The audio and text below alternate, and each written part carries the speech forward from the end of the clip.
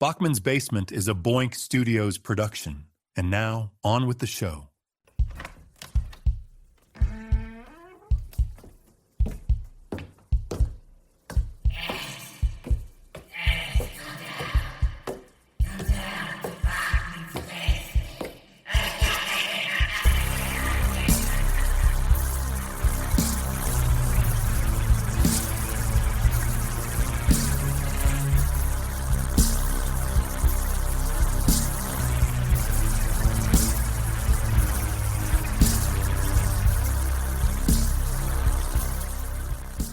Welcome back to Bachman's Basement. I'm your host, Chris Clawson, and as always, I'm joined by my co-host, Chris Patton. A word to the wise. Be sure to grab a pair of work gloves, a shovel, and a case of water, because tonight we're headed into the Nevada desert, hell-bent on revenge, and digging into a story about a grudge that literally goes 6 feet under. But before we hit the road, how's your week been, Chris? What you been playing? What you been watching? What you been listening to? It's been a crazy one. It's nothing, just more life stuff, not anything content wise. I'm redoing my entire office at the moment. So this is a new PC, new setup, new mic. Hopefully people like it, by the way. You can hear it right now.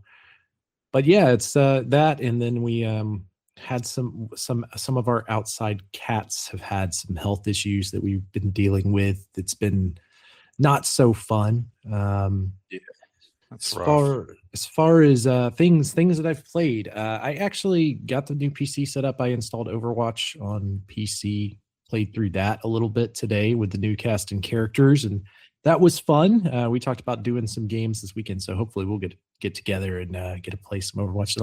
It's feels like it's been a year since I've touched Overwatch.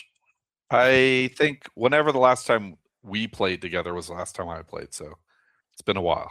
Yeah, it's been a long time. And then I pulled up my Steam list, and there's 200 games in there. And as I was scrolling through that list, I saw Knights of the Old Republic and Knights of the Old Republic 2. So I installed both of those and started playing Knights of the Old Republic, just walking through that, which has been really, really fun. I love that game. It's just I'm actually kind of running it with some cheats just because there are some early annoyances I didn't feel like dealing with, such as like running out of computer spikes, and there's ways to get around that if you're going to really, really play the game. But I don't know if I'm going to dedicate playing through it for the 10th time.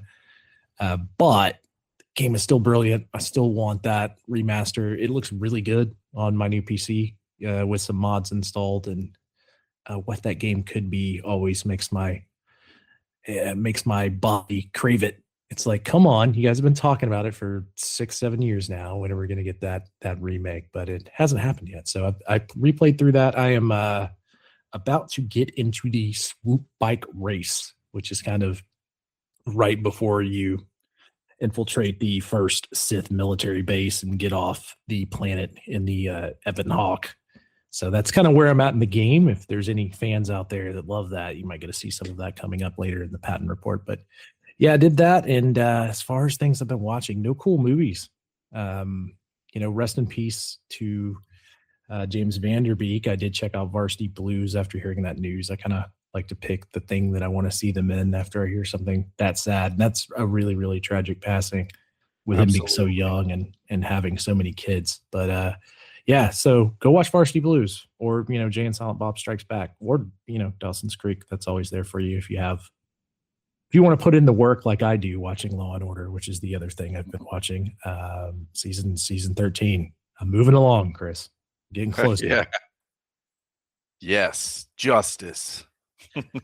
How about you, buddy? What have you been up to? Hopefully things going a little better on your end than mine, and your desk and office is not in as much of a disarray as mine is. Well, honestly, yeah, I don't have a desk. I'm just sitting on my couch with a laptop to do this thing. But yeah, life in general is going pretty good. Had at work, I had somebody broke into my store in the middle of the night and just broke out. It's a glass door to the front of the store I work at, and they just busted through it and stole a bunch of merchandise. And then that evening, like 12 hours later after this guy, he obviously was trying to get stuff to sell for drugs, because the officer that pulled up at the end of my shift was delivering back stolen goods, and then also letting me know like where they captured him, apprehended him in the police parking lot. He's just like booking it through the police parking lot, trying to jump a fence. It's like, you got away with something, terrible, which, by the way, where I work is right across the street from a police department, and he got away with it. And then for some reason decided to go back, pretty close to where he did that crime, and in a police parking lot got himself arrested. Thank goodness, I guess, that's, you want to see justice. You want to see people paying for their crimes. But that's the most exciting thing. My wife's birthday was yesterday, so happy belated birthday. Little podcast shout out to Cassie. And other than that, I haven't really watched anything to speak on that. And really, since I finished GTA 5, I've just been sort of not really playing in earnest anything. So this week, kind of boring, I guess. Yeah, it's time to lock in on Red Dead Redemption 2, which you're also really, really far behind on. That's the next task. Listeners out there, make sure you contact Clawson and tell him to get to it. Get on it. get cracking. It seemed to work for Grand Theft Auto, because I had been telling him to finish it for years to no avail. So if you guys can get on that, he'll have his time episode. I definitely want to have finished Red Dead before GTA 6 comes out, so that I could feel good about, games that I bought from Rockstar, and that I'm not just buying another Rockstar game not to play it, So you did see the guy who, I think he killed his wife or something. It's tragic what happened, but him getting arrested, and he's like, I'm not going to get to play Grand Theft Auto 6. No way. That was really what he said. Yes. That was the, he got picked up and get arrested. He knows he's probably going to get life in prison. And he's like, I am never going to get to play Grand Theft Auto 6. This is true, but which is a weird thing to have as a priority after murdering someone. But, sounds like a real stand-up guy there. Yeah, sounds like someone that's really got his shit in order. Yeah, I do want to say happy birthday, Cassie. I did I shot her a message yesterday saying that, but officially on the show, happy birthday to your wife. Hopefully you guys will get to do something fun this weekend. Hopefully, yeah. Well, I guess we'll see. It feels like my life is one of those, like, I try not to plan, and then I plan for things, but like usually just day to day, week to week. For the most part, I'm just like, I'm just gonna see what happens, and that there's always something going on. So I have no idea what's happening this weekend, but hopefully it's cool. Yeah, you always get the birthday, Valentine's Day back to back, and also your birthday wasn't that long ago as well. So you guys have it kind of comes in. How many outings are you gonna do? And then we got my son's birthday coming up here in a week as well. So it's like 3 in a row, just happened like bam, bam, bam. So that's cool. It's also a little bit stressful, but then it's over. It's like, it's real quick. It happens. February is kind of a blur. Yeah, you almost get like a second holiday month. You get December, and then a little bit of a break during January, and then birthday plus Valentine's Day. Yep. Yeah, it's a little bit, it's a little bit much. Sometimes I feel like all of these holidays, not birthdays so much, but holidays, sometimes just feel like it's like a cash grab. This capitalist society that we live in, and I'm just like, man, it's another one where I have to spend money. Yeah, I wouldn't mind it so much, I guess, if I had kids or something, but I don't.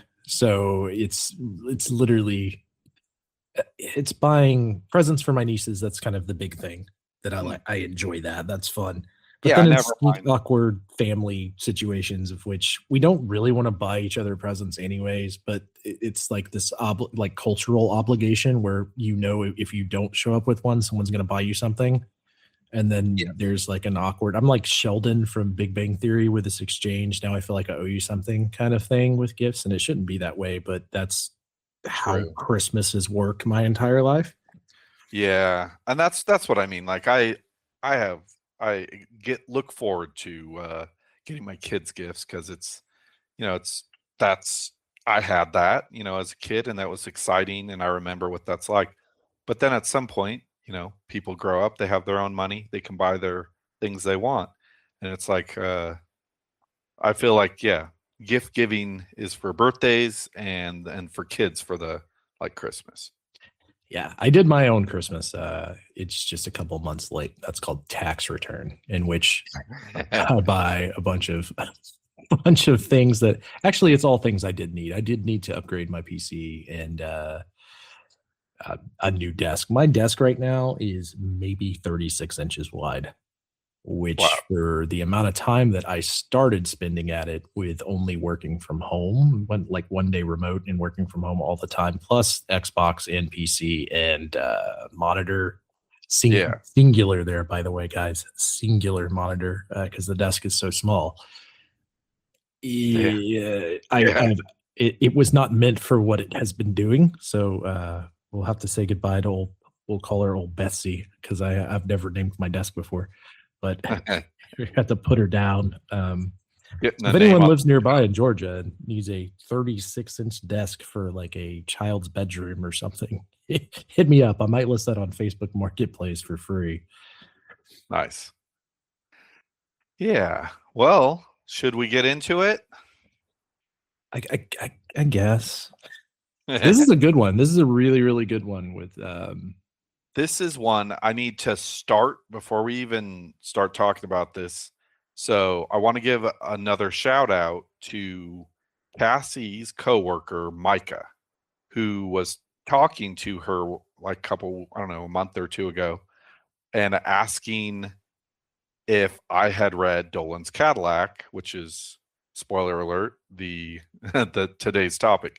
But yeah, so that conversation that she had, then she shared that with me, and I was like, "Oh, yes, I've read it," and then just reread it. But that one, just like I hadn't been thought about it in a long time, and then rereading, I was like, "Man, this is a really good one." So I'm excited to talk about it. Yeah, it's a great one that I'd kind of forgotten about. It's the first story in Nightmares and Dreamscapes. Yes.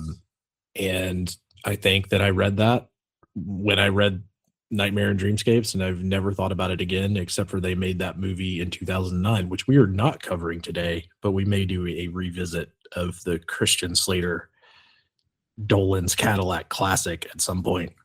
Right. Yeah, I haven't watched it, but I need to watch it. But just talking about today's story, obviously, Dolan's Cadillac. With this story, it's first published, as you mentioned, in the 80s.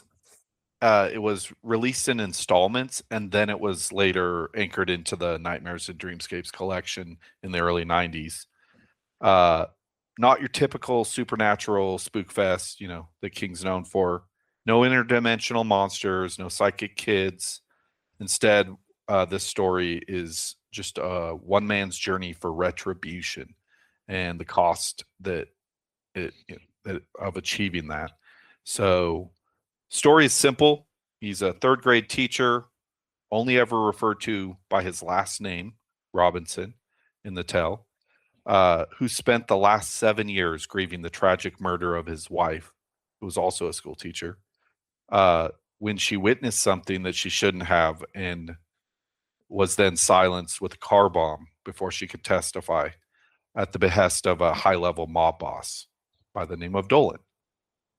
So the story is a grueling look at what happens when a good man becomes a monster in order to capture a monster.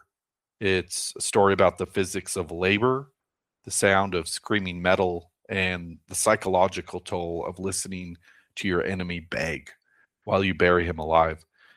The real horror of this tale lies in the mental decay of a man who trades his soul for a shovel. And I think Stephen King is certainly tipping his hat here to Edgar Allan Poe's The Cask of Amontillado, trading a family catacomb for a remote stretch of Nevada highway. What's your thoughts? Yeah, I would have to agree. This is very much, and Stephen King has not made any qualms about his work relating to Edgar Allan Poe, and neither has many other horror writers, but there is a direct correlation almost to the point where it is just that set in modern time with a story.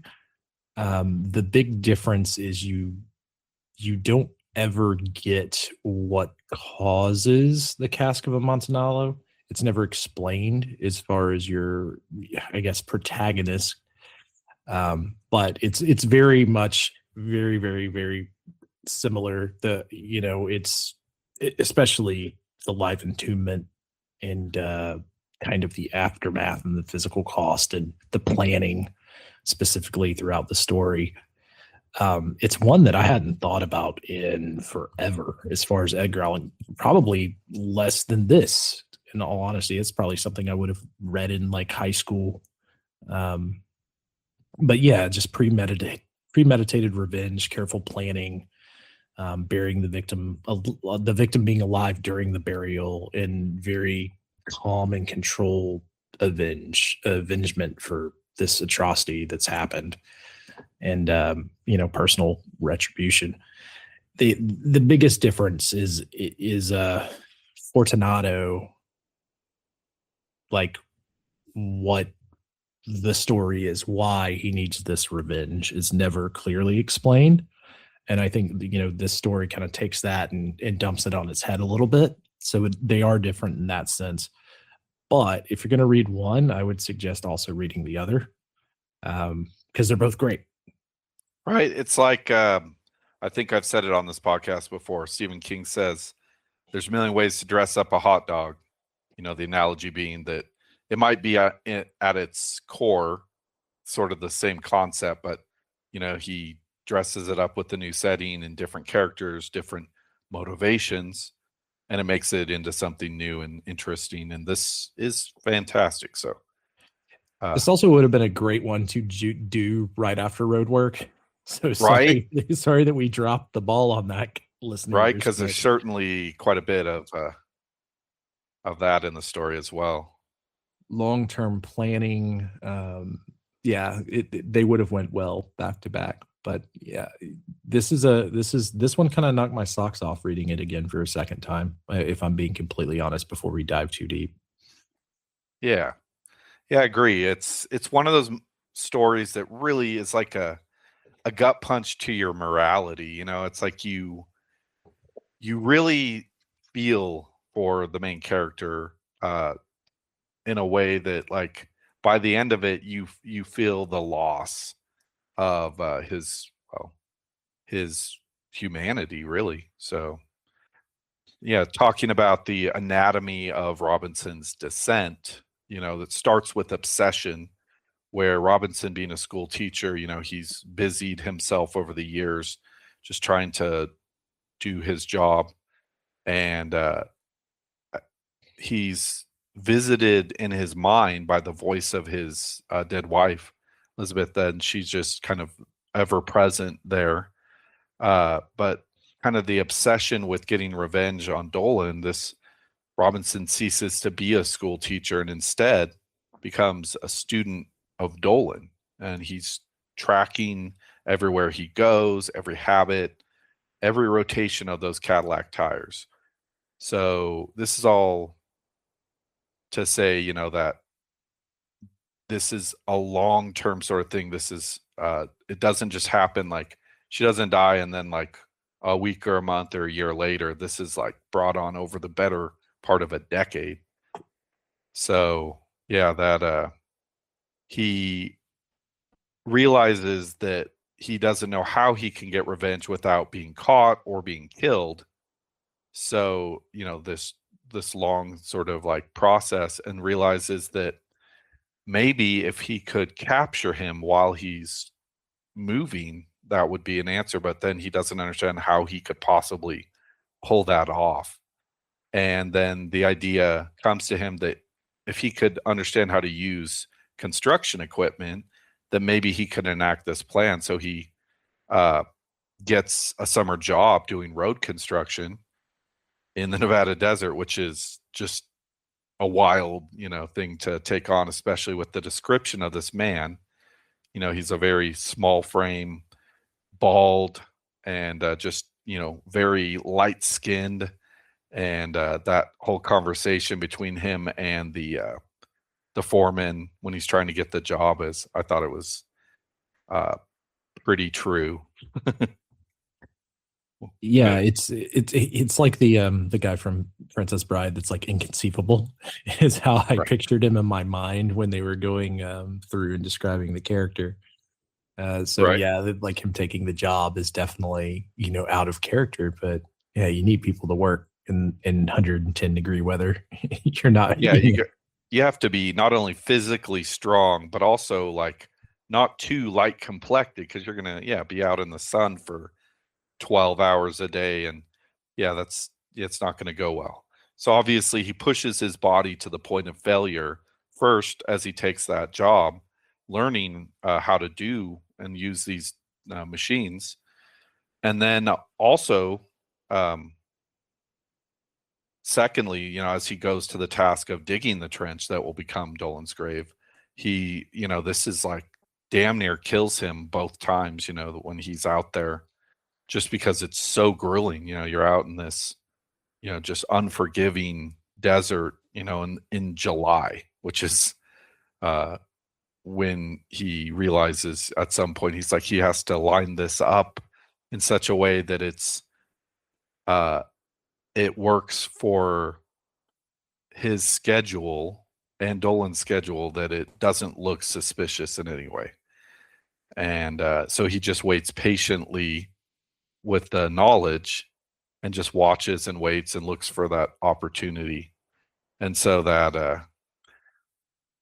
that's really what this story is just, this Robinson character just biding his time. And it's a lot of him sort of exposition of his mind and how that relates to how he's going to get the revenge. And then, of course, that it all kind of lines up. I really enjoyed the part where he's figured out, okay, Dolan's going to be making a trip on the 4th of July weekend. And then he's like, well, I don't know what day he's planning to leave, though, because it's like Vegas is where this mobster lives. And then he also has a house in LA. And he knows that he'll be traveling this stretch of highway that he needs him to be on, or likely based on his habits in the past. But so he like calls up the cleaning, or the people that are at the house, which is a cleaning crew, when he realizes that they're cleaning the house in LA, and pretends to be a party planner to try to just get a little more information out of them as to when Dolan's going to be arriving, playing it off like, well, Dolan has a party plan for Saturday, and I'm supposed to have some things, and I just want to know if he has a large enough party bowl there. Otherwise, the one I have, so on. The one I have isn't available. And the guy's like, wait, he's coming on Saturday? He had told me he's coming on Sunday, and that whole thing. And then he's like, let me look at my schedule. Oh, I was mistaken. It is Sunday. My bad. Actually, in that case, I'm good, sort of thing. So that gives him that knowledge. And I just thought that was interesting, the amount of just planning, or I guess chances that he takes to not be caught, but also to find out this information from a really dangerous man. Yeah, this is almost private investigator level of detail to set up the fall, right? No pun intended.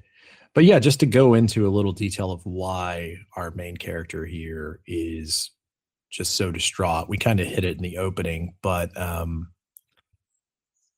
Elizabeth Robinson, she witnessed Jimmy Dolan executing illegal immigrants and just in the desert.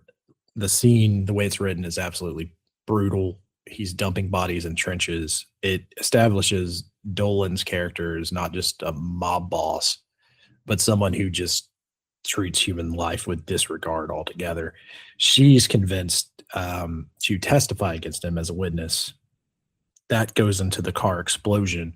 But what we learn about Dolan throughout this is this Cadillac. So Dolan's Cadillac is this presidential level of unshootable, unblowupable car, almost in a way that it's fictional. Self-sealing tires, bulletproof glass.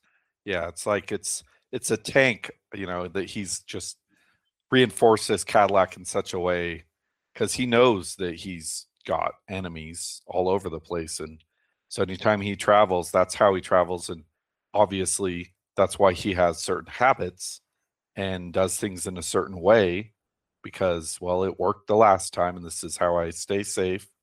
I stay inside of this vehicle from A to B, Yes. And then you get into our main character's 7-year obsession and planning of this revenge, right? And that ties into, you could even say, like the Count of Monte Cristo, right? Where Stephen King is kind of channeling multiple different writers and coming up with these different things. But it's the thing that makes it powerful is it's not like impulsive. It's very much like a blue collar take of how do I take down this mob boss and get away scot-free.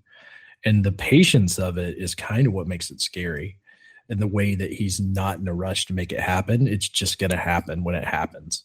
And hopefully he gets there first, because there's other times where he says, like, somebody else could just knock him off in public, right? Because you are dealing with a mob boss, so there are parts of that. But the whole planning and the process about it almost becomes, and this is why I said it would have been good to do back-to-back with road work.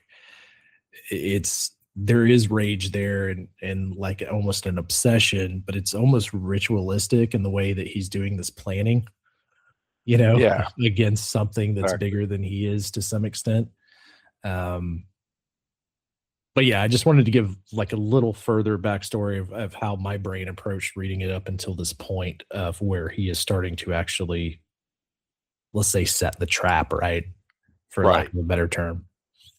Exactly. And I guess talking also about like that moral void, that thing that's happening to Robinson, the moment that the trap is set for Dolan, when the trap is sprung, which we'll go into more detail on the trap as we go here. But Robinson just ceases to see him as a human being anymore and merely as a problem to be buried.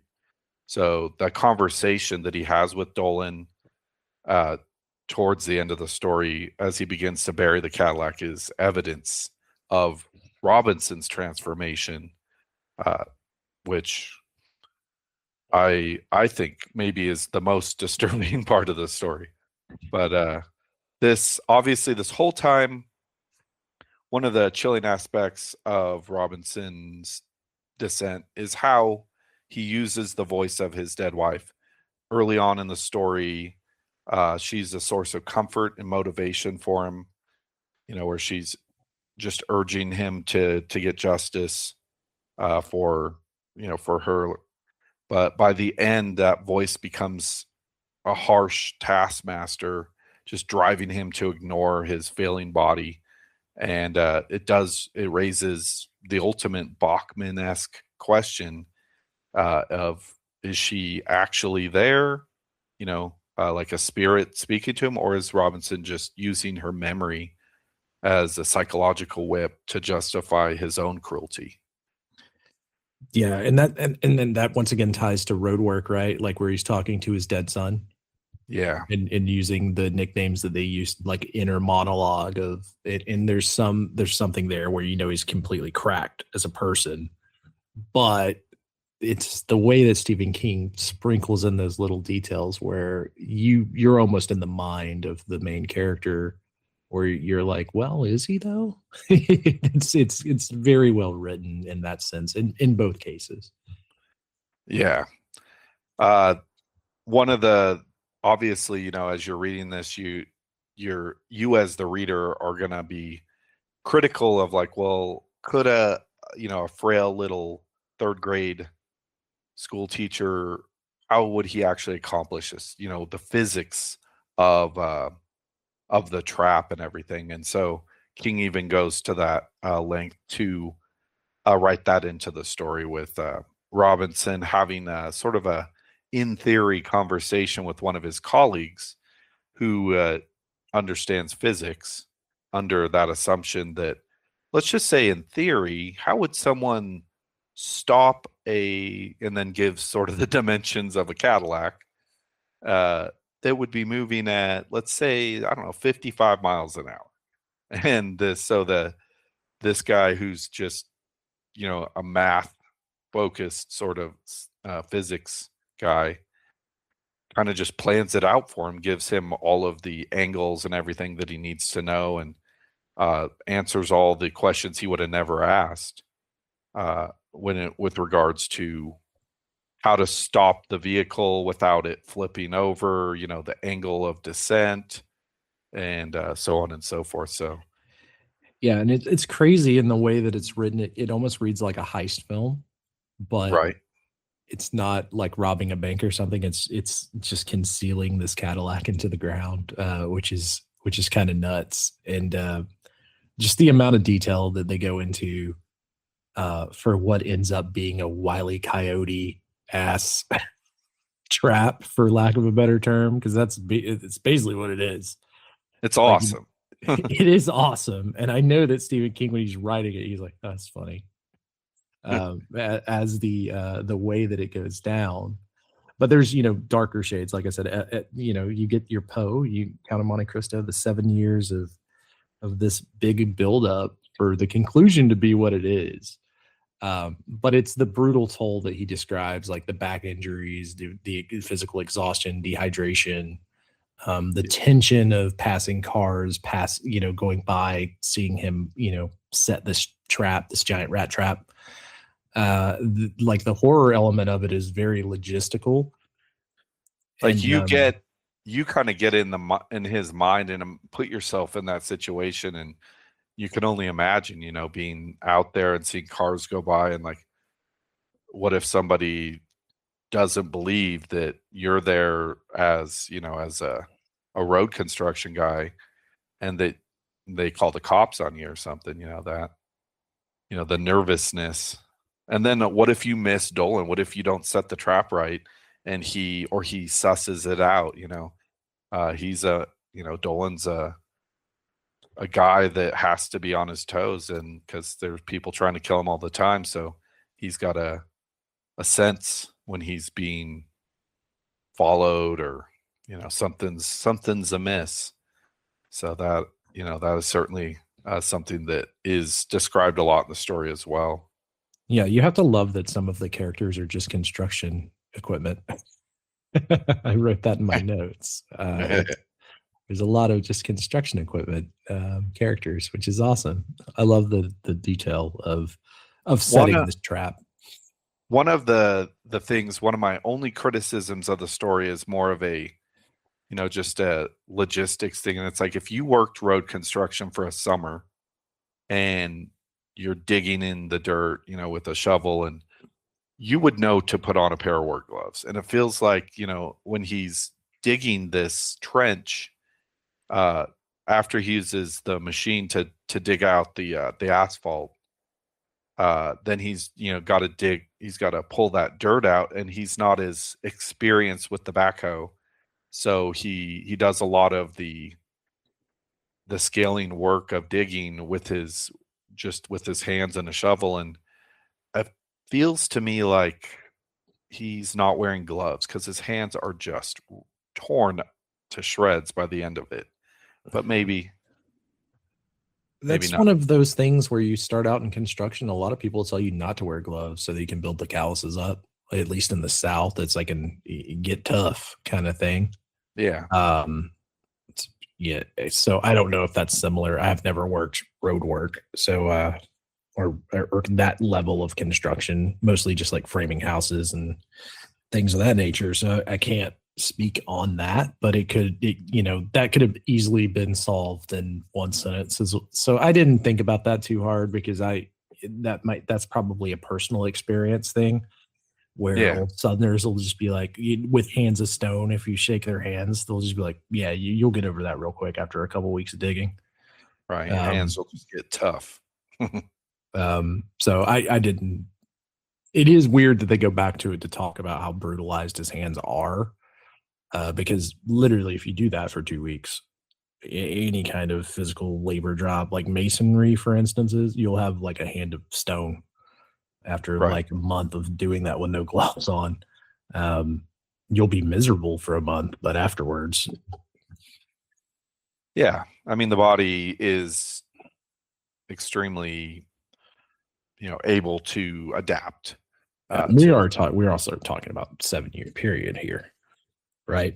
True. This isn't something he's doing constantly, meaning like he's not working road construction like summer after summer, year after year. This is like a one-off. He does it for the summer so he can learn the basic idea of how to use the equipment and subscribe to like a mailer so that he can keep up on when projects are going on. So, that's allows him to know when there's going to be road construction on the highway. And he's like, that's part of his master plan. He's like, 3 things need to line up. Dolan needs to be moving on the highway of his own volition. There needs to be already the beginning of a road construction with signs out there. And then, obviously it needs to be at a time when he's not obligated to work, as a school teacher. So that is interesting how he just waiting patiently for all of those things, the planets to align, if you will. Yeah, for sure. You would think though that he would know after doing these jobs during the summer that he would practice digging in his backyard or something, just to keep the calluses up, or like you said, use gloves. But that wouldn't be as fun as a reader to get to hear the grotesquerie around his hands. Yeah, and that's sort of like, Robinson toiling away in this, Nevada sun in early July.